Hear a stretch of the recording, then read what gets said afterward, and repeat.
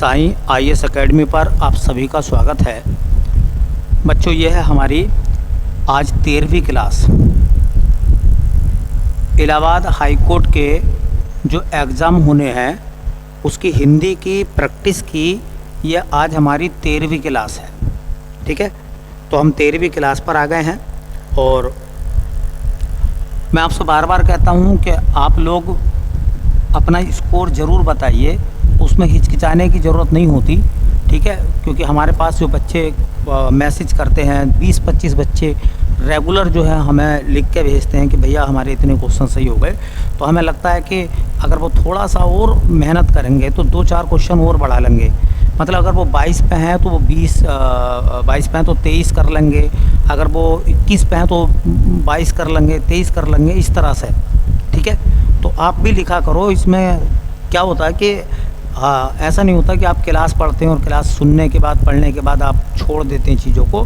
थोड़ी सी जिम्मेदारी आपकी भी होती है। ठीक है, अगर चीज़ें आपको समझ में आती हैं तो उसे लाइक भी करें और अपने दोस्तों के साथ शेयर भी करें, क्योंकि ये जो चीज़ें हम आपके लिए लेकर आते हैं इसके पीछे बहुत बड़ी मेहनत होती है और ये आपके लिए है। तो हमारा यही रहता है कि चलो ये चीज़ जब हम तैयार कर रहे हैं तो हमारे ज़्यादातर बच्चों तक ये बात पहुँच जा। तो ये किसके माध्यम से बात पहुँचेगी और तक वो आपके माध्यम से पहुँचेगी। ठीक है, और बाकी क्लासों के लिए हमारा मोबाइल एप्लीकेशन है साईं आईएएस एकेडमी, जिसका लिंक जो है वीडियो के डिस्क्रिप्शन में है। तो आप जाके जो है वहाँ पर टेस्ट भी दे सकते हैं, वहाँ पर टेस्ट भी दे सकते हैं और जीएस के टेस्ट हैं वहाँ पर। मतलब जो हाई कोर्ट है उसके जो जीएस के सेट हैं वो भी हमने लगा रखे हैं, तो आप जाकर वहाँ पर टेस्ट भी दे सकते हैं और वो फ्री में टेस्ट हैं। कोई ऐसी कीमत वगैरह उसकी कुछ भी नहीं है, आपके लिए बनाए गए हैं वो। और कोई अच्छा जीके अगर पढ़ना चाहता है, जीके की क्लास पढ़ना चाहता है तो मोबाइल एप्लीकेशन पर वो अवेलेबल है। ठीक है, तो आप जाकर वहाँ देख सकते हैं। ठीक, चलते हैं पहले सवाल की तरफ। पहला सवाल कह रहे हैं कि खड़ी बोली का मूल नाम है। पहला ऑप्शन है बेटा मगही कहते हैं, हिंदुस्तानी कहते हैं, बघेली कहते हैं या इसे कोरबी कहते हैं। खड़ी बोली का मूल नाम क्या है? 4 विकल्प आपके सामने मौजूद हैं। Option A Magahi, option B Hindustani, option C Bagheli, option D Korbi. 4 विकल्प हैं। आप जो है जो भी आपको विकल्प नज़र आता हो अच्छा वो आप लगा सकते हैं। आपको मिलते हैं 5 सेकंड। तो option A, option B, option C या बेटा ऑप्शन नंबर डी। उम्मीद है बेटा आपने अपना आंसर लगा लिया होगा। तो ऑप्शन नंबर डी कोरबी कहते हैं। क्या कहते हैं? इसको कहते हैं कोरबी। ठीक है, कोरबी कहते हैं इसको। देखिए, अब मैं आपको बताता हूँ 4-5 बातें जो पेपर में आने लायक हैं। मैं वो बात आपको बताता हूँ और वही बातें मैं आपसे कहता हूँ कि आप नोट डाउन कर लिया करो। ठीक है, देखना जिस समय पेपर होगा और जब आप पेपर दे कर आएंगे तब आपको पता चलेगा कि आपकी जो प्रैक्टिस कराई गई थी उससे कितने क्वेश्चन आपको देखने के लिए मिले हैं, कितना लाभ आपको हुआ है। ठीक है, बहुत लाभ आपको होगा। ठीक, तो देखिए हम बात कर रहे हैं खड़ी बोली की। खड़ी बोली के बारे में मैं आपको 2-3 बातें बताऊंगा। ठीक है, देखिए पहला सवाल यह है कि खड़ी बोली की जो उत्पत्ति हुई है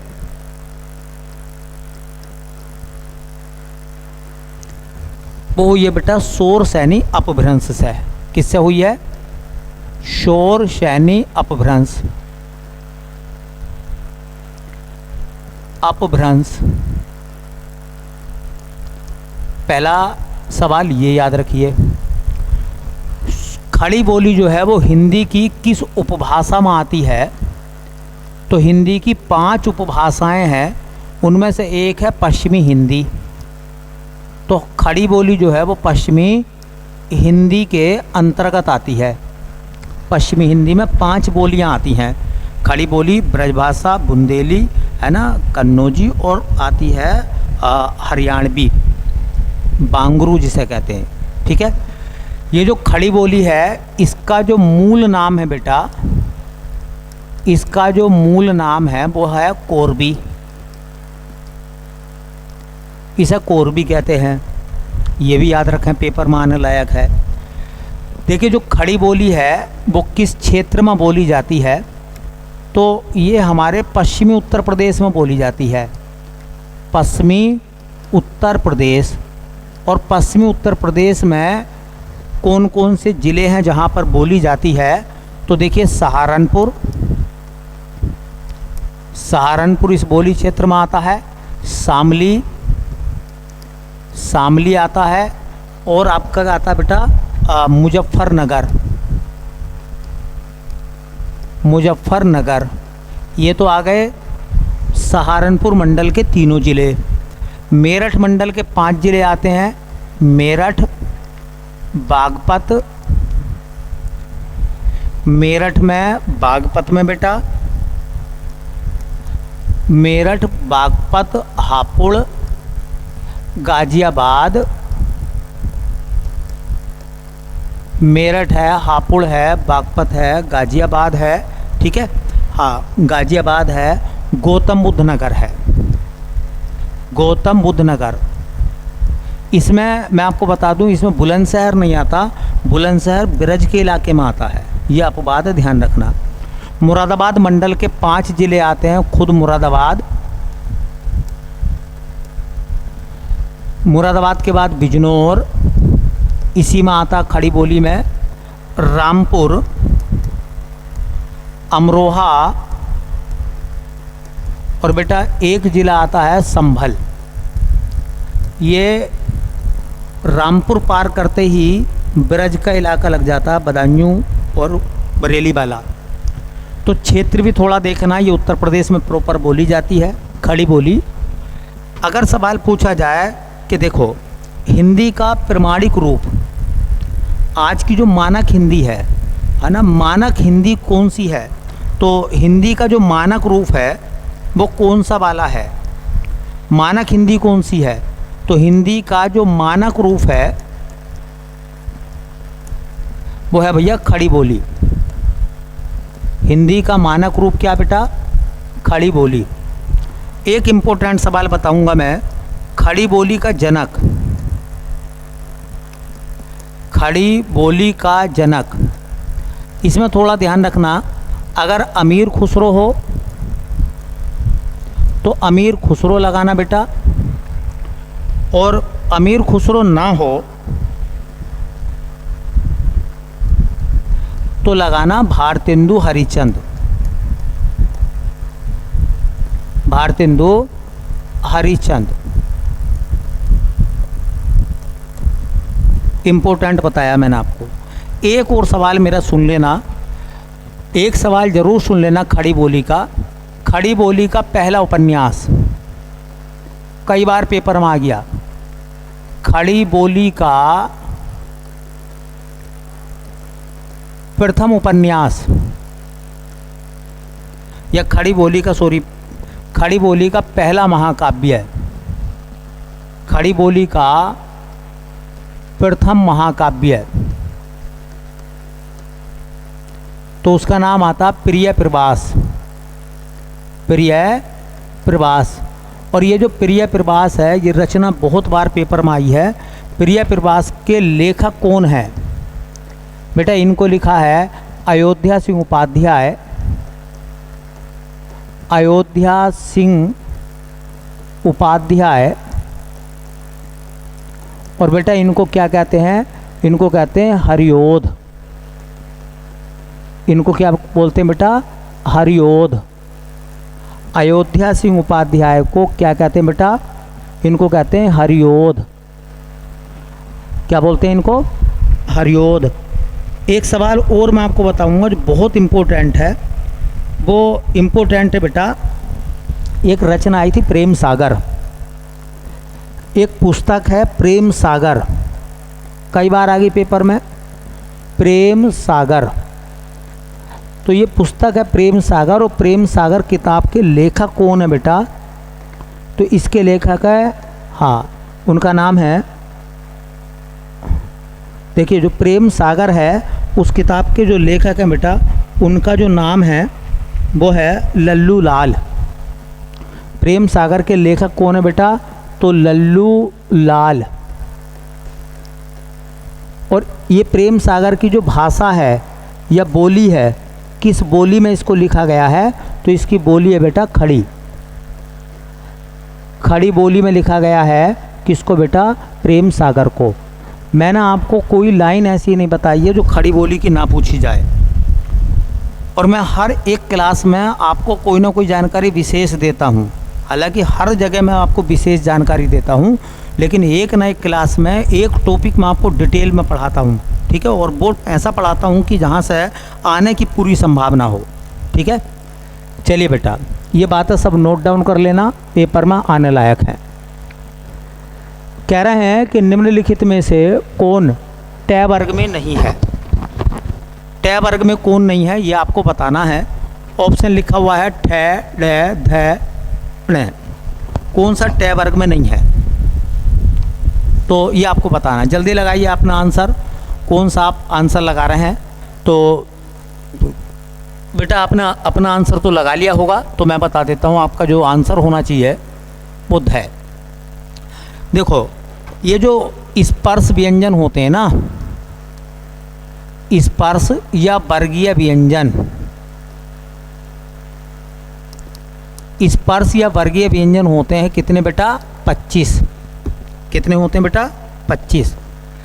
एक होता है कै वर्ग। कै वर्ग में 5 आते हैं।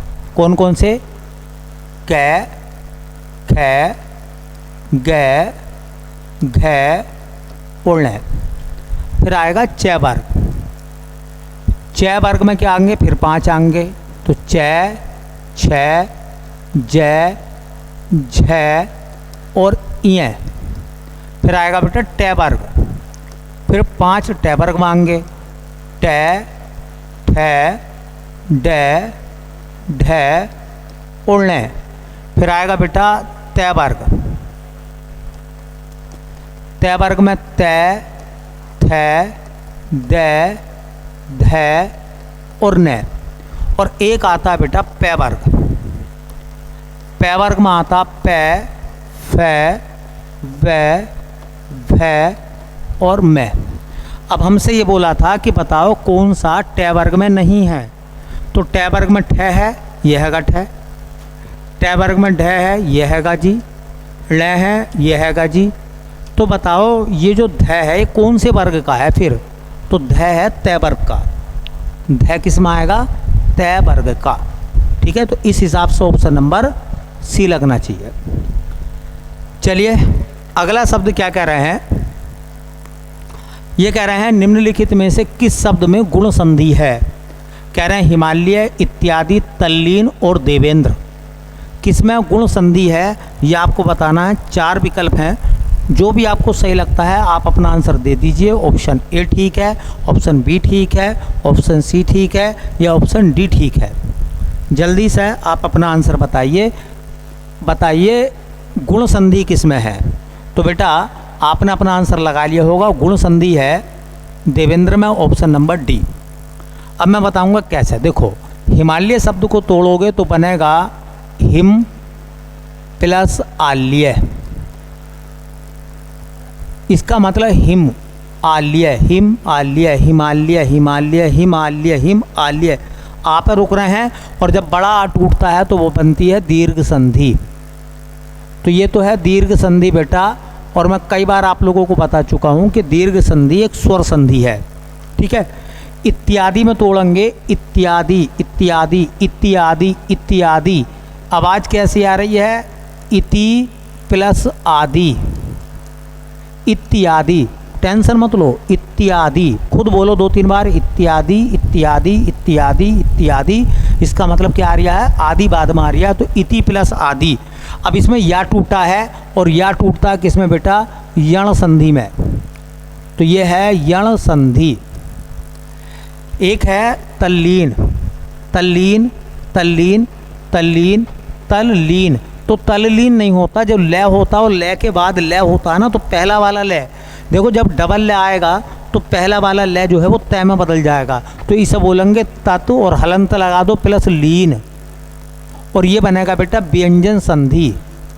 क्या बनेगा, व्यंजन संधि, क्योंकि जहाँ अर्धवर्ण आएंगे वहाँ व्यंजन संधि होगी। और उसके बाद में है देवेंद्र। देवेंद्र, देवेंद्र, देवेंद्र, देवेंद्र का मतलब हो गया देव और प्लस इंद्र। देखो ये जो ए है, ये जिसमें ए टूटता है, ए टूटेगा, वो संधि कौन सी होगी बेटा? वो होगी हमारी गुण संधि, और गुण संधि भी एक स्वर संधि होती है। ठीक है, तो मैंने चारों सोल्व करा दिए हैं। अगर किसी ने नहीं भी पढ़े हैं तब भी वो चारों को करेक्ट कर सकता है। चलिए अगला सवाल देखते हैं और आपकी तरफ पहुंचते हैं। ये कह रहे हैं कि निम्नलिखित तत्सम तद्भव में से कौन सा शुद्ध है? शुद्ध बताना है, शुद्ध बताना कौन सा ठीक है चारों में। लवंग लोग, लवंग लोंग, लवंग लोंग, लवंग लोग। जो भी सही है वो अपना आंसर बताएं। Option A, option B, option C या ऑप्शन डी, जो भी सही है। ठीक है, जो भी सही है वो बताना है आपको। तो देखिए ये तो हैं यहाँ लिखे हुए तत्सम और ये है इनके तद्भव। ठीक है, एक मैं 5 लिखवाता हूँ हर बार। एक शब्द होता तत्सम में ये वाला, ठीक है, ये वाला होता तत्सम शब्द, ठीक, उसे कहते हैं मिर्च। एक शब्द होता है हरिद्रा, एक शब्द होता तत्सम में लवंग, ठीक है, और एक शब्द हो जाएगा जीरक, ठीक है, एक शब्द हो जाएगा आपका नोन। क्या हो जाएगा? नोन, नोन हो जाएगा। अब क्या है, इनका तद्भव लिखने हैं, तो ये जो मिर्च लिखा हुआ है इसका तद्भव होता है मिर्च। हरिद्रा का तद्भव होता है बेटा हल्दी। तो अब आपको पहले इसका बताना है इसका सही कौन सा होगा, इसका सही कौन सा होगा। जल्दी लगाओ, option A, option B, option C. आपने लगा लिया होगा तो मैं आपको बताऊंगा ऑप्शन नंबर सी। लवंग का क्या होता है बेटा? लौंग, और लौंग ऐसे लिखा जाएगा औ की मात्रा से। जीरक का होता है जीरा। नोन का होता है नमक। नोन का क्या होता है? नमक। तो इस तरह से मैंने आपको 5 तत्सम तद्भव भी बता दिए हैं। ठीक है, चलिए चलते हैं सवाल नंबर 5वें की तरफ बेटा। ये कह रहे हैं आलस्य शब्द का विशेषण क्या है। अब इससे भी बड़ा और क्या सवाल हो सकता है जो आपको पता ना हो। आलस्य शब्द का विशेषण होता आलसी, अलस, आलसीपन या आलस।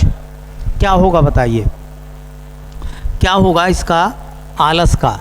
तो option A, option B, option C, option D. ठीक है, तो बेटा आपने लगा लिया होगा, आपको सभी पता होगा, आपको सबको पता होगा आलस का विशेषण होता है आलसी। आलस जो है, आलस्य जो है, देखो ये जो शब्द है ना ऐसे भी समझा करो जैसे लिखा हुआ है आलस्य, और एक जगह लिखा हुआ है आलस। ये दोनों एक ही हैं, बस फ़र्क ये है कि ये तत्सम है आलस्य और ये तद्भव है। और मैं आपको बता दूं ये जो आलस्य लिखा हुआ है या आलस लिखा हुआ है ये भाववाचक संज्ञा है। क्या है ये? भाववाचक संज्ञा है बेटा। और मैं बता दूं कि इसका जो विशेषण बनाते हैं हम लोग, कहते हैं कि वह आलसी है, तो वह आलस है या आलसी है, तो इसका विशेषण बनता है बेटा आलसी। कहते नहीं आलसी आदमी, ठीक है, जीवन में कुछ काम नहीं कर पाते, जीवन में कोई नाम नहीं कमा पाते जो आलसी होते हैं, तो इसलिए उसका ऑप्शन नंबर ए लगेगा। ठीक है, चलिए अगला सवाल कह रहे हैं कि निम्नलिखित में से कौन सा शब्द प्रायः बहुवचन है? प्रातः, हस्ताक्षर, लड़का या किताब। कौन सा शब्द ऐसा है जो बहुवचन में इस्तेमाल होगा? ठीक है, देखो मैंने बताया था कि बहुवचन की पहचान करनी है तो इनसे मिलाकर एक शब्द बना लो। ठीक है, एक शब्द एक वाक्य बना लो। सॉरी, वाक्य में जैसी क्रिया आएगी वैसे ही आपको पता चल जाएगा कि वो शब्द कैसा है, अपने आप पता चल जाएगा। ठीक, तो जल्दी से आंसर लगाओ। पहला तो बहुवचन वाला कौन सा है? तो बहुवचन वाला है, ठीक है, बहुवचन वाला है ऑप्शन नंबर बी। देखो इससे बनाओगे तो किताब खरीदी गई, किताब खरीदी गई, गई है, गई नहीं है, किताब खरीदी गई नहीं है, गई। ठीक है, तो इसका मतलब एक वचन है। लड़का चला गया, चले गए नहीं, चला गया, इसका मतलब एक वचन है। हस्ताक्षर कर दिए, कर दिया नहीं होता, हस्ताक्षर कर दिया ये नहीं, ये गलत है, हस्ताक्षर कर दिए ये बहुवचन है ना। प्रातः हो गई, हो गई, हो गई नहीं है, हो गई। तो ये जो है ना, ये हस्ताक्षर, ये हमेशा बहुवचन में आता है। और देखो, अगर मेरी आवाज़ को सुनोगे और ध्यान से जो मैं बताता हूँ उसको सुनोगे तो कभी गलत नहीं करोगे। बिना पढ़े भी हिंदी कभी गलत नहीं होगी। आप कभी मत पढ़ना हिंदी की ग्रामर, अपने आप ठीक हो जाएगी। बस मेरे साथ आप प्रैक्टिस करते रहो, ठीक है। चलिए अगला सवाल लिखा हुआ है 7वां, कह रहे हैं वृक्षों से पत्ते झड़ते हैं, इनमें से कौन सा कारक है। वृक्षों से पत्ते झड़ते हैं, इनमें कौन सा कारक है। कर्ता कारक, संप्रदान कारक, अपादान कारक, अधिकरण कारक। कई बार क्वेश्चन में आ गया ये कारक वाला सवाल। जल्दी से आप बता दो कौन सा ऑप्शन ठीक है। Option A, option B, option C या ऑप्शन डी। ठीक है, तो बेटा आंसर आपने लगा दिया होगा, और जो आपने लगाया समझ लो वो करेक्ट ही है। आंसर आपने लगाया है अपादान कारक, तो अपादान ही करेक्ट है। ठीक है, वृक्षों से पत्ते झड़ते हैं, तो अपादान किस में है। देखिए, से का मतलब अलग होने का भाव, अपादान में अलग होने का भाव होता है। जिससे जो चीज़ अलग होती है उसमें अपादान होता है, ना कि जो अलग होने वाली चीज़ होती है उसमें अपादान होता है। तो अपादान इसमें किस में हो रहा है, तो अपादान किस में है, कभी ऐसा पूछने लगे तो अपादान किस में बेटा, अपादान किस में है, वृक्षों में। ठीक है, पत्तों में नहीं है, वृक्षों में। चलिए अगला सवाल देखते हैं क्या कह रहे हैं। 8वां सवाल कह रहे हैं कि राम चिट्ठी लिखता है, यह वाक्य भूतकाल में होगा। इसे भूतकाल में बनाना है, भूतकाल में बनाना है, इसका काल बदलना है, काल। ऑप्शन देख रहे हैं आप, राम चिट्ठी लिखेगा, राम चिट्ठी लिख रहा है, राम चिट्ठी लिख चुका है, और राम चिट्ठी लिखता होगा। इसमें बताना आपको कौन सा भूतकाल में पहुंचेगा, ये बताना है। ठीक है, तो जल्दी लगाइए, option A, option B, option C या ऑप्शन डी, कौन सा सही है। ठीक है, तो ऑप्शन नंबर ऐसे में हम लोग पहुंचेंगे ऑप्शन नंबर डी में। डी में हम पहुंचेंगे, बात कर रहे हैं भूतकाल की। देखो, राम चिट्ठी लिखेगा, लिखी नहीं, लिखेगा, इसका मतलब भविष्यकाल। राम चिट्ठी लिख रहा है, काम चल रहा है, वर्तमान काल। राम चिट्ठी लिख चुका है, ठीक है, लिख चुका है, और राम चिट्ठी लिखता होगा, राम चिट्ठी लिखता होगा, राम चिट्ठी लिखता होगा। अब इसका सेंस बदल गया, राम चिट्ठी लिखता होगा, इसका मतलब चिट्ठी लिखता होगा, लिखी नहीं गई है। चारों गलत हो रहे हैं बेटा इसमें तो। ठीक है, देखो, राम चिट्ठी लिखेगा, लिखेगा बाद में, तो ये भविष्य हो गया। राम चिट्ठी लिख रहा है, ये वर्तमान हो गया। राम चिट्ठी लिख चुका है, लिख चुका है, इसका मतलब लिखने का काम पूरा हो गया। लेकिन चुका है, चुकी है, चुके हैं, ये हमेशा आते हैं किसमें, पूर्ण भूतकाल में, पूर्ण वर्तमान काल में, है ना। और राम चिट्ठी लिखता होगा, राम चिट्ठी लिखता होगा, वो बताना है भूतकाल। और भूतकाल वो होता है जिसमें क्रिया हो चुकी होती है। तो भैया ये वाला भी राम चिट्ठी लिखता होगा। चलो चलो, मैं शुरू होता होगा, इसका मतलब मैं शुरू हूँ नहीं हुआ अभी। तो भैया ये वाले तो जो हैं, ये वाला भी भविष्य की तरफ जा रहा है, और ये वर्तमान है ही, पूर्ण वर्तमान। हो सकता है इसमें एरर हो, राम चिट्ठी लिख चुका था ऐसा हो, तो भूतकाल में पहुंच जाएगा, भूतकाल। हो सकता है टाइपिंग मिस्टेक हो, चलिए देख लेंगे इस हिसाब से सी। चलिए अगला सवाल देखते हैं। कह रहे हैं बागेश्वरी का पर्यायवाची शब्द क्या है। बागेश्वरी का पर्यायवाची शब्द क्या है ये बताना है। कमला, सुखदा, शारदा, प्रेमदा, क्या है बागेश्वरी का पर्यायवाची। लगाइए अपना आंसर जल्दी से। ठीक है, ऑप्शन ए ठीक है, ऑप्शन बी ठीक है, ऑप्शन सी ठीक है, या ऑप्शन डी ठीक है। ठीक है, तो इसमें बेटा जो करेक्ट आंसर है आपने लगा लिया होगा वो है माँ शारदे। शारदा ठीक है। देखो मैं बताऊं, शारदा के जो पर्यायवाची होते हैं वो सरस्वती के पर्यायवाची हैं। तो सरस्वती कहते हैं, वागेश्वरी कहते हैं, सरस्वती कहते हैं, बागेश्वरी कहते हैं, ठीक है। वीणा पाणी कहते हैं, सरस्वती को वीणा पाणी भी कहा जाता है। वाग देवी कहते हैं, वाग देवी कहते हैं।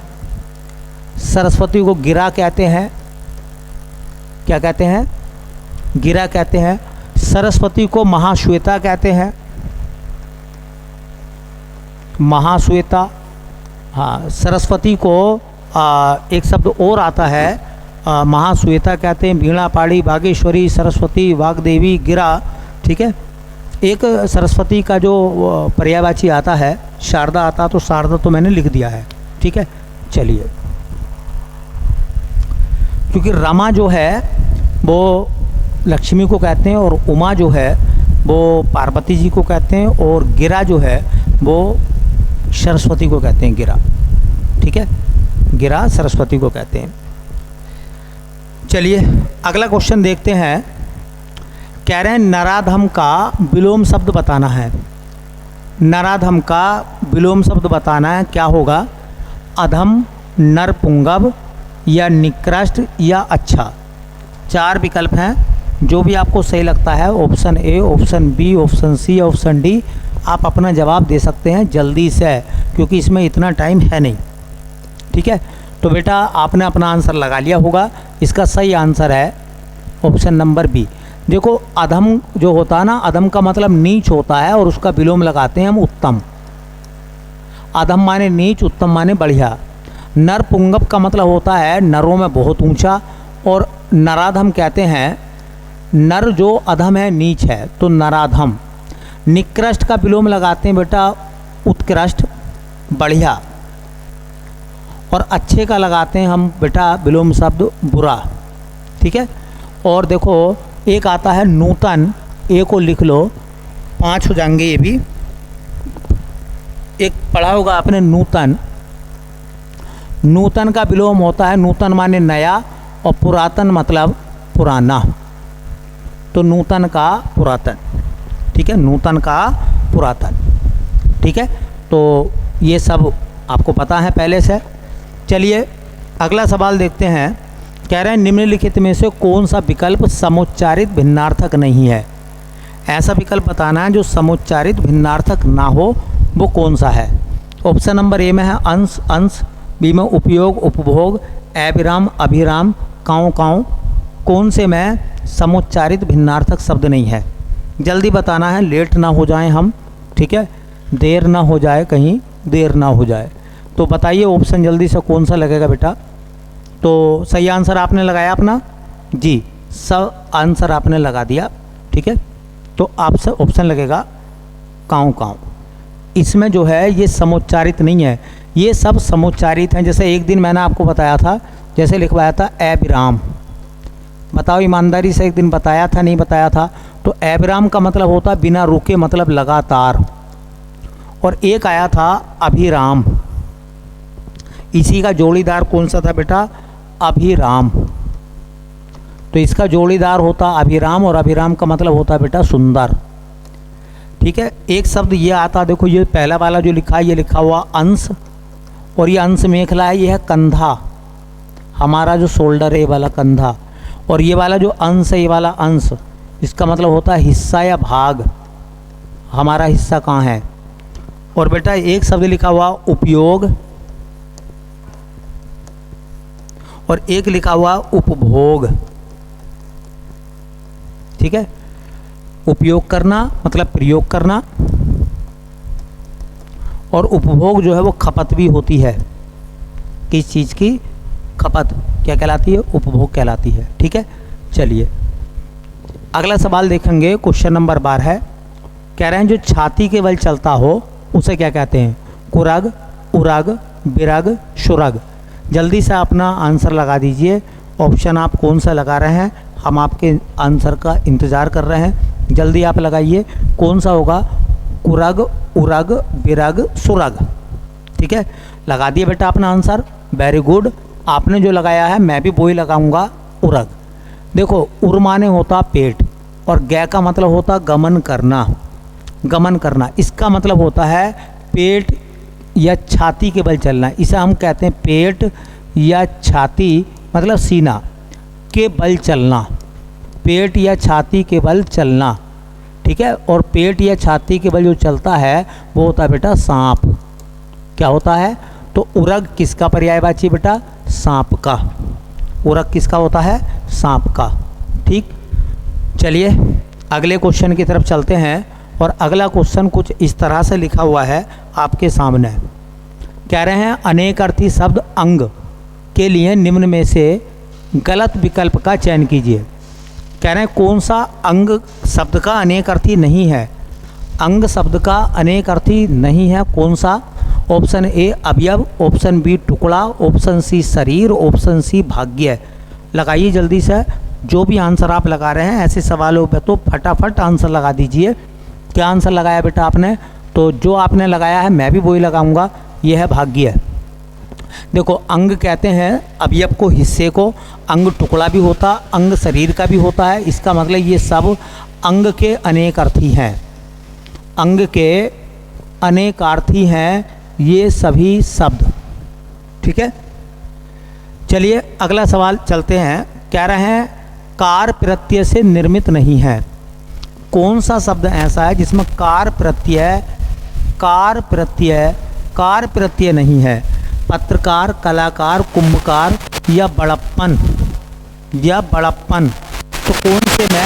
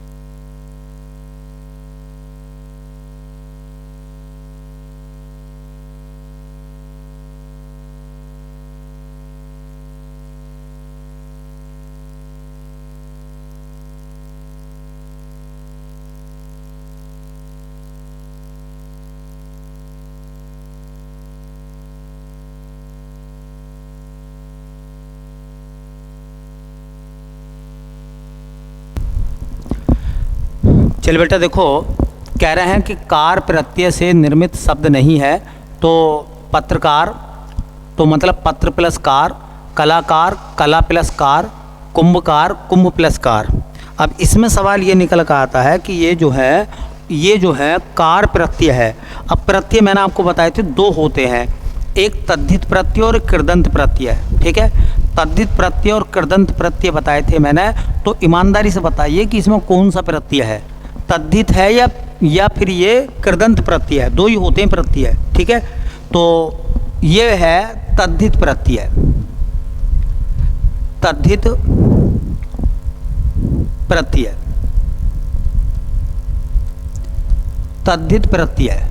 अब ये तद्धित प्रत्यय क्यों है? क्योंकि देखो, पत्र संज्ञा है, कला संज्ञा है, कुंभ संज्ञा है। संज्ञा के पीछे जो प्रत्यय लगेंगे वो तद्धित होंगे, और अगर क्रिया के पीछे लगते तो कृदंत होते। इसलिए पत्रकार, कलाकार, कुंभकार जो हैं ये तद्धितांत शब्द हैं। पढ़ाया था मैंने आपको, ये भी दिमाग पे आपको विचार करना, सोचना मतलब दिमाग से। ठीक है, तभी चीज़ें एकदम बेहतर होती चली जाएंगी, जो पिछली बातों को याद रखोगे। अगर आपने किसी ने नहीं देखी है पिछली क्लास है तो पिछली क्लास से भी देख लिया करो। पिछली क्लास जब तक नहीं देखोगे तो वो विशेष चीज़ें आपकी छूटती चली जाएंगी, क्योंकि मैं किसी न किसी एक क्लास में कोई इंपॉर्टेंट बात बताकर निकल जाता हूँ। अब एक ही सेट को पकड़ कर थोड़ी ना बैठना, मुझे एक न एक दिन कोई ना कोई विशेष जानकारी देनी है, और बाकी में मैं आपको आगे ले जाकर छोड़ देता हूँ। ठीक, कह रहे हैं कि धीरे धीरे का समास क्या होगा? जल्दी से आंसर लगाइए। धीरे धीरे शब्द में कौन सा समास होगा, अव्ययभाव, तत्पुरुष, बहुब्रीहि समास या कर्मधारय समास। धीरे धीरे धीरे धीरे में कौन सा समास है, जल्दी बताना है। Option A, option B, option C, option D. तो बेटा इसमें क्या होगा, ऑप्शन नंबर ए।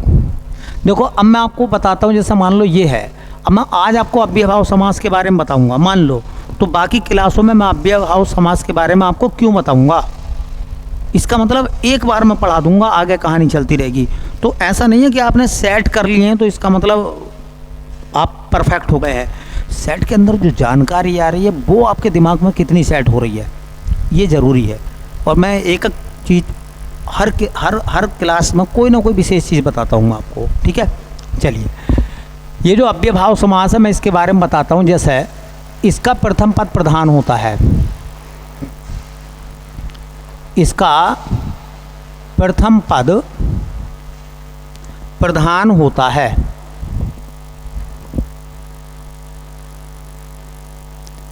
पहला पद प्रधान होता है इसका। दूसरी बात, इसका पहला पद प्रधान तो होता ही है, इसका पहला पद अव्यय होता है। और अव्यय होने का मतलब है, अव्यय वो होते हैं जिनका ना कोई वचन होता ना कोई लिंग होता, जैसा और, तथा, लेकिन, किंतु, परंतु, अथवा, अन्यथा, ये सब अव्यय हैं, ठीक है। अव्यय होता है, देखिए प्रथम पद जो पहला वाला पद होता है ना, प्रथम पद में आ, अनु, हर, भर, प्रति, यथा, यावत आदि शब्द आते हैं, आदि शब्द आते हैं। ज़्यादातर अव्ययभाव समास में ऐसे ही मिलेंगे। जैसा कि मान लो कहीं आ गया तो आ से जुड़ा हुआ आ गया, ऐसा आहार है ना। अनु शब्द आ गया तो अनु शब्द का मतलब होता है, जैसे एक शब्द होता है ना, अनु शब्द हो गया तो अनुशासन,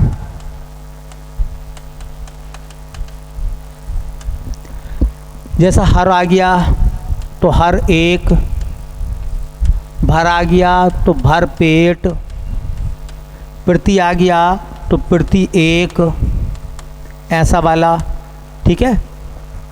और जैसे यथा आ गया तो यथा संभव मान लो, या यथा शक्ति। अब ये तो मान लो कंपलसरी हो गए, आपको पता चल गए, लेकिन कभी कभी क्या होता है ना, ये नहीं आते। जैसा मान लो आ गया धीरे धीरे। अब जो धीरे धीरे लिखा हुआ शब्द है, धीरे धीरे लिखा हुआ शब्द है, इसमें हाइफन है। बच्चों को हाइफन देख के लग रहा है कि कहीं द्वंद्व ना हो, हालांकि ऑप्शन में द्वंद्व नहीं था, बहुत अच्छी बात रही हमारे लिए, ठीक है। नहीं तो बच्चे द्वंद्व लगा देते। तो धीरे धीरे, गांव गांव, शहर शहर, अगर ऐसे शब्द आते हैं पुनरुक्त शब्द तो भी वो अव्ययभाव बनेगा। जैसे गांव गांव, शहर शहर,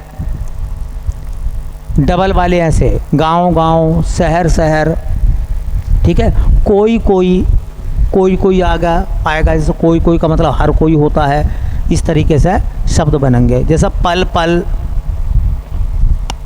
तो भी अव्ययभाव समास होता है, ठीक है। तो भी क्या होता है, अव्ययभाव समास होता है। तो मैंने आज देखो आपको अव्ययभाव समास की जानकारी दे दी, लेकिन हर क्लास में अगर अव्ययभाव समास हर सेट में आएगा तो मैं आपको हर सेट में अव्ययभाव समास की जानकारी नहीं दूंगा, है ना। आज मैंने आपको जानकारी दे दी, आपकी जिम्मेदारी है कि आप उन चीज़ों को नोट डाउन कर लें, ठीक है। तो ऐसे मैं बोलता हूँ कि जिन बच्चों ने पिछली क्लास नहीं देखी हो वो जल्दी से पिछली क्लासों का काम भी फटाफट निपटा दें, ठीक है। और केवल क्वेश्चन करने से बात नहीं बनेगी, ये डिटेल आपके लिए ज़्यादा इम्पोर्टेंट है, इसका महत्व बहुत ज़्यादा है, ठीक है। कभी आप ये सोच रहे हैं कि अगर हमें PDF मिल जाए इन सवालों की तो हम परफेक्ट हो जाएंगे, इन PDF से कुछ नहीं होने वाला, इनसे यही सवाल होंगे। लेकिन जैसे मैंने आज आपको बताया है, खड़ी बोली के बारे में पूरी डिटेल मैंने आपको बता दी है। कभी भी सवाल फंसेगा वहीं से फंसेगा, समझ लो, और आजमा लेना इस बात को। पक्का फंसेगा सवाल वहाँ से, ठीक है। तो अगर सवाल आएगा तो वहीं से आएगा भैया। चलिए अगला सवाल, निम्नलिखित वाक्यों में से संयुक्त वाक्य का चयन करें। अच्छा देखो, ईमानदारी से बताओ, झूठ मत बोलना, ठीक है। मैंने आपको तीनों प्रकार के वाक्यों की पहचान बता दी है। रचना के आधार पर वाक्य 3 प्रकार के होते हैं, सरल, संयुक्त और मिश्र। सबकी पहचान मैंने बता दी है। तो खुद बताओ, सब अच्छे हैं, मैंने खाना खाया, ये भी अच्छे और वो भी अच्छे हैं, या इनमें से कोई विकल्प सही नहीं। जल्दी से अपना आंसर लगाओ, लेट मत हो जाना, ठीक है। तो सही आंसर क्या है बेटा? सही आंसर क्या है? सही आंसर ऑप्शन नंबर सी। क्या पहचान है? क्या पहचान है? संयुक्त वाक्य की क्या पहचान है? अच्छा देखते हैं आजमा का आप कितने सिंसियर बच्चे हैं। अगर आपने वास्तव में संयुक्त वाक्यों की पहचान को पढ़ा है तो जितने संयोजक वर्ड आते हैं कमेंट में लिख के बताइए। आप मुझे कमेंट में लिख के बताइए, देखते हैं कितने बच्चे संवेदनशील हैं, सिंसियरिटी है उनके अंदर कि वो अपने काम के प्रति जागरूक है। लिखिए, ठीक है। चलिए अगला सवाल क्या कह रहे हैं। अगले सवाल में कह रहे हैं, निम्नलिखित वाक्यों में से कौन सा वाक्य शुद्ध है? मृत्यु से पहले मेरी माँ ने मुझे बुलाया, मृत्यु के पहले मेरी माँ मुझे बुलाया, मृत्यु के पहले मेरी माँ मुझको बुलाया, या इनमें से कोई नहीं। जल्दी लगा दो आंसर, फटाफट आंसर लगाइए इसका। Option A, option B, option C या ऑप्शन डी। तो सही आंसर ऑप्शन ए। चलिए बेटा, जो दूसरे के मन की बात को जानने वाला हो के लिए उपर्युक्त शब्द लिखिए, ठीक है। कौन सा शब्द है जो दूसरे के मन की बात को जानता है? सर्वज्ञ, विद्वान, अंतर्यामी, या इनमें से कोई विकल्प ठीक नहीं है। जो भी सही है उसका आंसर आप तुरंत लगाइए। Option A, option B, option C या ऑप्शन डी। तो सही आंसर जो आप लगा रहे हैं मैं भी वही लगाता हूँ, अंतर्यामी, ठीक है। सर्वज्ञ का मतलब होता है जो सब कुछ जानता है। सर्वज्ञ कहते हैं जो सब कुछ जानता है, अर्थात वही भगवान है। विद्वान तो आप जानते हैं। अंतर्यामी का मतलब होता है जो दूसरों के मन की बात जानता है, जो दूसरों के मन की बात जानता है।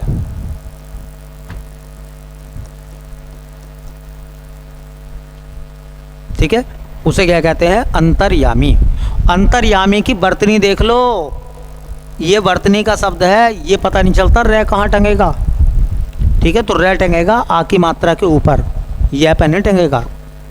चलिए अगला सवाल देखते हैं। कह रहे हैं गाय नहीं चलती, यह वाक्य भाववाच्य में होगा। जल्दी बताइए भाववाच्य में क्या होगा? गाय से चला नहीं जाता, गाय से चली नहीं जाती, गाय से चली गई, गाय से चला नहीं गया। जल्दी बात बताइए क्या ऑप्शन आएगा, ठीक है। क्या ऑप्शन आएगा? तो देखो जल्दी आंसर लगाओ फटाफट अपना। Option A, option B, option C या ऑप्शन डी, ठीक है। तो ऑप्शन नंबर ए। देखो गाय नहीं चलती, इसका मतलब चलती स्त्रीलिंग है, इस वजह से आया है चूँकि गाय की बात है और गाय भी स्त्रीलिंग है। इसका मतलब क्रिया जो है वो अपने कर्ता के अनुसार आ रही, तो कृतवाच्य है। अब इसका भाववाच्य बनाना है। क्या बनाना है? भाववाच्य। तो गाय से चला नहीं जाता। अब देखो गाय स्त्रीलिंग है लेकिन ये जो क्रिया है ये पुल्लिंग है और एक वचन में है। गाय से चली नहीं जाती, ये गलत हो गया। जब क्रिया पुल्लिंग हो, एक वचन में हो, तो वो हमेशा भाववाच्य होती है। क्यों? क्योंकि वो अपने न कर्ता पर डिपेंड करती है और न कर्म पर डिपेंड करती है। गाय से चली गई, ये गलत हो गया। अब गाय से चला नहीं गया, अब चला नहीं गया, चला नहीं गया, गाय नहीं चलती, काल का फर्क है, इस वजह से मैं इस ऑप्शन को करेक्ट नहीं मानूंगा, ठीक है। क्योंकि गाय नहीं चलती इसका मतलब वर्तमान काल है और कह रहे हैं गाय से नहीं चला गया, ये पुरानी बात है, भूतकाल की बात है। इस वजह से ये वाला आंसर लगाना पड़ेगा हमें। तो काल को भी थोड़ा सा देखना पड़ेगा जब वाक्य को बदलते हैं तब। हमारा देश धीरे धीरे आत्मनिर्भरता के डॉट की ओर बढ़ रहा है। उद्देश्य, मकसद, लक्ष्य या गंतव्य। जल्दी से भरना है इसमें आपको। कौन सा आएगा भैया? Option A, option B, option C या ऑप्शन डी। तो इसका जो सही जवाब होगा बेटा वो आपका करेक्ट आंसर होगा लक्ष्य। हमारा देश धीरे धीरे आत्मनिर्भरता के लक्ष्य की ओर बढ़ रहा है। Option number C. चलिए अगला सवाल कह रहे हैं 21वां, हवा से बातें करना मुहावरे का भावार्थ है। बहुत अधिक बोलना, सपनों की दुनिया में रहना, हमेशा प्रगति के बारे में बातें करना, बहुत तेज दौड़ना, है ना। हवा से बातें करना। लगाइए अपना answer, option A, option B, option C या ऑप्शन डी। ठीक है, तो आपने सही आंसर लगा लिया होगा। सही आंसर है ऑप्शन नंबर डी। हवा से बातें करने का मतलब क्या है? जैसा आपने कहानी सुनी होगी कि महाराणा प्रताप का जो घोड़ा था चेतक, वो हवा से बातें करता था। हवा से बातें करने का मतलब क्या हो गया? क्या हवा को गुड मॉर्निंग बोल लिया था वो? नहीं, हवा से बातें करने का मतलब था हवा की रफ्तार से दौड़ता था। तो बहुत तेज दौड़ने वाले को क्या कहते हैं हम?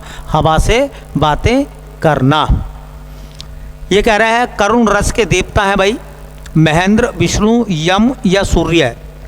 करुण रस के देवता कौन है? जल्दी से आप अपना आंसर बताइए। 4 विकल्प हैं, रस वाला चैप्टर है, कौन से होंगे? महेंद्र, विष्णु, यम या सूर्य। ठीक है, तो देखिए मैं आपको बताता हूँ, या पहले आप ही बता दो। चलो पहले अपना आंसर लगा लीजिए। लगा लिया अपना आंसर, तो आपका आंसर होगा यम। देखो ये तो है रस और ये उनके देवता। एक बात बताओ, जब बात श्रृंगार की आती है तो श्रृंगार रस के जो देवता हैं वो भगवान विष्णु हैं। भगवान विष्णु प्रेम के प्रतीक, कृष्ण के रूप में, राम के रूप में। ठीक है, जब बात आती है करुण रस की, दुख की बात आती है, तो दुख को फैलाने का काम करते हैं यमराज, तो यम। ऐसी अगर बात आती है रौद्र की, गुस्से की, ठीक है, तो भगवान शिव जितने आशुतोष हैं वो उतने बड़े रौद्र भी हैं, तो भगवान शिव। तो इस तरह से आप जो है आंसर अपना लगा सकते हैं औरों के बारे में भी। कह रहे हैं 23वां सवाल है। 23वें सवाल में बोला गया है कि छंद की प्रत्येक पंक्ति को क्या कहते हैं? छंद की प्रत्येक पंक्ति को क्या कहते हैं? परिभाषा है, वाक्य कहते हैं, चौपाई कहते हैं, चरण कहते हैं, यति कहते हैं। जल्दी लगाओ answer. Option A, option B, option C, option D. लगा दिया अपना आंसर, तो बेटा इसका सही विकल्प बनेगा चरण। वैसे एक्चुअल में क्या है कि जो पंक्ति होती है ना, पंक्ति को दल कहते हैं हम। क्या कहते हैं? दल कहते हैं। ठीक है, अब दल नहीं है तो इसमें फिर क्या लगाना पड़ेगा? चरण लगाना पड़ेगा। चलिए अगला सवाल है, हरि मुख मानो मधुर मयंक। हरि मुख, हरि का जो मुख है, मानो, मान लो क्या है? मधुर मयंक। मधुर मयंक, मीठा चंद्रमा। उपमा अलंकार है, संदेह है, उत्प्रेक्षा है या प्रतीप है? जल्दी से आंसर लगा दो, कौन सा आंसर होगा? ऑप्शन नंबर कौन सा लगाना है आपको? लगा लिया होगा ऑप्शन आपने, उत्प्रेक्षा। उत्प्रेक्षा अलंकार में मनु, मानो, मनहू, जनु, जानो, जनहू। अगर ये चीज़ आपको देखने के लिए मिलती हैं तो कौन सा अलंकार होगा बेटा? उत्प्रेक्षा। तो क्या आ गया इसमें? हरि मुख मानो मधुर मयंक। इसका मतलब ऑप्शन नंबर सी। आज का आखिरी सवाल है बेटा, और इसके बाद मुलाकात होगी नेक्स्ट क्लास में। अलंकार के भेद बताने हैं, और वो भी कौन से? शब्द अलंकार के भेद हैं। शब्द अलंकार के भेद बताने हैं, कौन से हैं? ठीक है, अनुप्रास, यमक, उपमा, उपमा यमक श्लेष, अनुप्रास श्लेष यमक, यमक श्लेष रूपक। जो विकल्प ठीक हो लगा दीजिए अपना आंसर।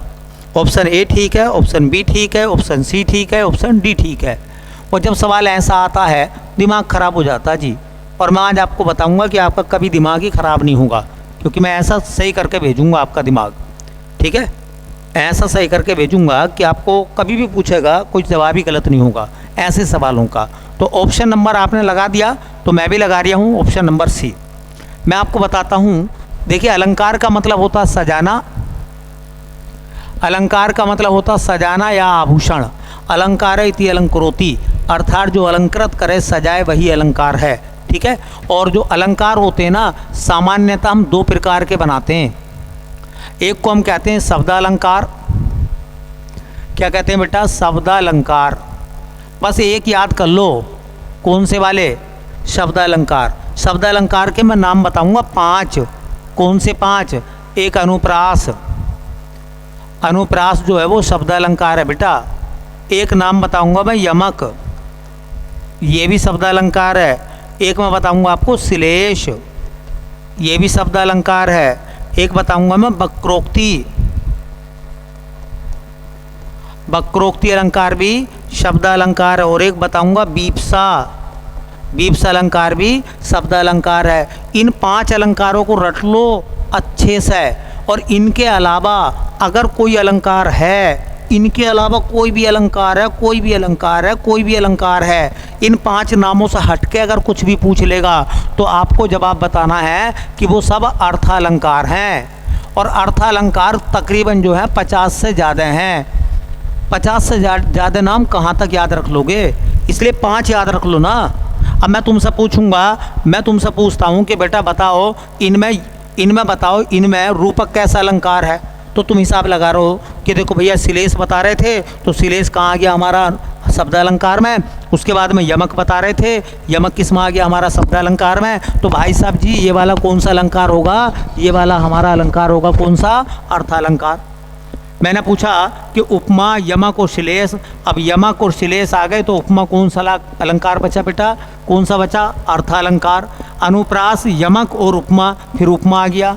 तो जो अर्थालंकार हैं ढेर सारे हैं, बहुत सारे हैं। उनकी बात हम खूब सारी करेंगे बाद में जब ज़रूरत पड़ेगी। मैं कुछ नाम बता देता हूँ, जैसे उपमा, जैसा रूपक, जैसा उत्प्रेक्षा। अभी पीछे उदाहरण आया था उत्प्रेक्षा का, उत्प्रेक्षा अलंकार है ना। जैसा होता संधेय, जैसा होता विभावना। कहाँ तक लिखूं?